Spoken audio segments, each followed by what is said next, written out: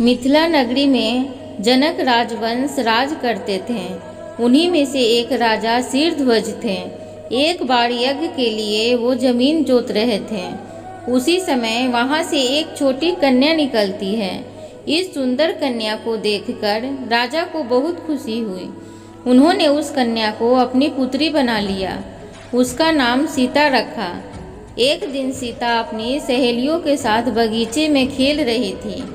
वहाँ उन्हें एक तोते का जोड़ा दिखाई दिया जो बहुत ही खूबसूरत था। वे दोनों पक्षी एक पर्वत की चोटी पर बैठकर बातें कर रहे थे। पृथ्वी पर श्री राम नाम से विख्यात एक बड़े सुंदर राजा होंगे। उनकी महारानी का नाम सीता होगा। श्री राम सीता के साथ कई वर्षों तक राज्य करेगी। धन्य हैं वे जानकी देवी और धन्य हैं वे श्री राम। तोते की ऐसी बातें सुनकर सीता ने सोचा, ये दोनों तो मेरे ही बारे में बातें कर रहे हैं। इन्हें पकड़कर मैं इससे अपने जीवन से जुड़ी सारी बातें पूछ सकती हूँ। इसलिए उन्होंने अपनी सहेलियों से उन दोनों पक्षियों को पकड़कर लाने को कहा। उनकी सहेलियाँ उस पर्वत पर गईं और दोनों पक्षियों को पकड़कर ले आई। माता सीता उन पक्षियों से कहती हैं कि तुम दोनों बहुत सुंदर हो। देखो, डरो नहीं, मैं तुम्हें कोई नुकसान नहीं पहुंचाऊंगी। तुम बस मुझे ये बताओ कि तुम कौन हो और कहाँ से आए हो। राम कौन है और सीता कौन है?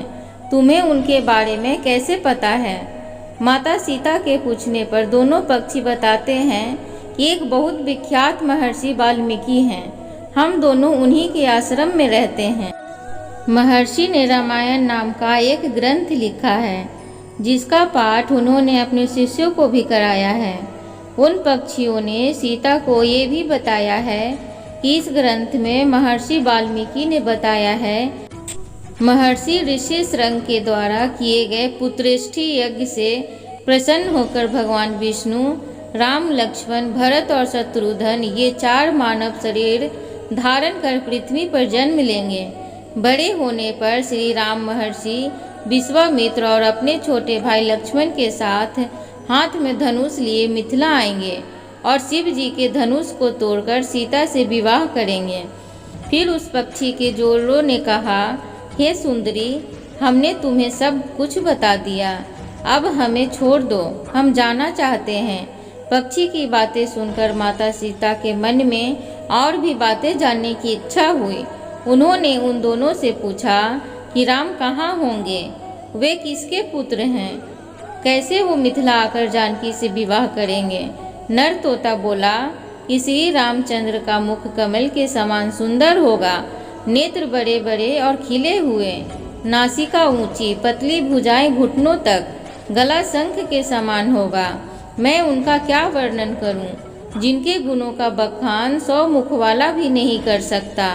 दोनों पक्षी कहते हैं कि जानकी देवी धन्य हैं जो जल्द ही रघुनाथ जी की पत्नी बनकर उनके साथ कई वर्ष तक राज करेंगी।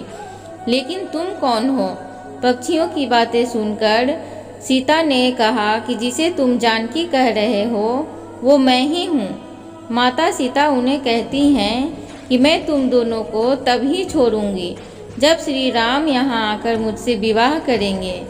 तब तक तुम दोनों आराम से मेरे घर में रह सकते हो।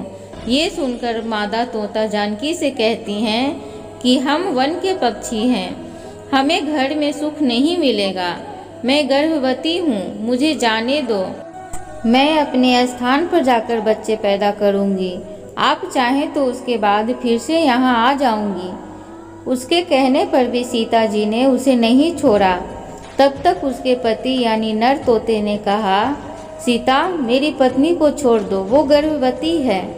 जब ये बच्चे को जन्म दे देगी तब उसे लेकर फिर तुम्हारे पास आ जाऊंगा। तब माता सीता ने कहा, तुम आराम से जा सकते हो, लेकिन ये मुझे बहुत पसंद है, तुम घबराओ नहीं, मैं इसकी अच्छे से देखभाल करूंगी। जब सीता ने उस मादा तोते को छोड़ने से मना कर दिया तब वो पक्षी दुखी हो गया। पक्षी दोबारा सीता जी से निवेदन करता है कि मैं अपनी पत्नी के बिना जिंदा नहीं रह सकता, इसलिए इसे छोड़ दो। माता सीता, तुम बहुत अच्छी हो, मेरी प्रार्थना मान लो, इस तरह उसने बहुत समझाया, लेकिन सीता ने उसकी पत्नी को नहीं छोड़ा। तब मादा पक्षी ने क्रोध में सीता को श्राप दे दिया, यदि जिस प्रकार तू मुझे इस समय अपने पति से अलग कर रही है, वैसे ही तुझे भी स्वयं गर्भवती की अवस्था में श्री राम से अलग होना पड़ेगा। कुछ दिन बाद पति के बिछड़ने के दुख में मादा पक्षी के प्राण निकल गए। पत्नी की मौत हो जाने पर नर पक्षी दुखी हो गया। फिर वो सीता जी से बोला कि मैं मनुष्यों से भरी श्री राम की नगरी अयोध्या में जन्म लूँगा। मेरे ही कारण तुम्हें पति के वियोग का दुख उठाना पड़ेगा। ये कहकर वो वहाँ से उड़ जाता है। कुछ साल बाद उसका जन्म अयोध्या में धोबी के घर हुआ। उस धोबी के कारण ही सीता जी का अपमान हुआ। उन्हें अपने पति श्री राम से अलग होना पड़ा। उस तोते का श्राप ही सीता जी के पति से श्री राम से बिछड़ने का कारण बना। इसलिए जब माता सीता गर्भवती थी तो उन्हें भी पति से दूर वन में रहना पड़ता है।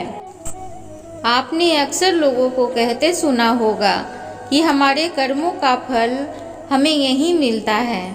इस कहानी से ये बात सिद्ध भी हो जाती है कि कर्म के फल से कोई नहीं बच सकता, फिर चाहे वो भगवान श्री राम हो या सीता, सभी को अपने कर्मों का फल भोगना ही पड़ता है।